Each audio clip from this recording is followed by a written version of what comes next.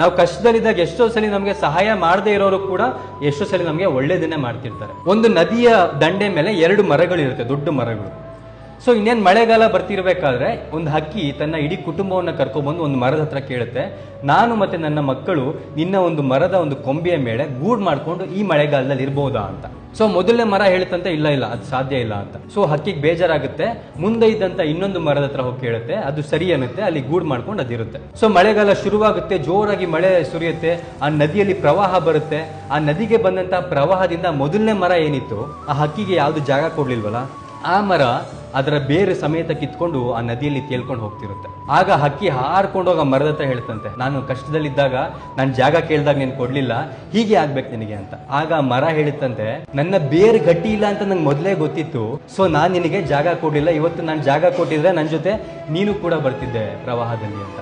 ನಮ್ಮ ಜೀವನದಲ್ಲಿ ಎಷ್ಟೋ ಸಲ ರಿಜೆಕ್ಷನ್ಸ್ ಆಗುತ್ತೆ, ಬ್ರೇಕಪ್ಸ್ ಆಗುತ್ತೆ.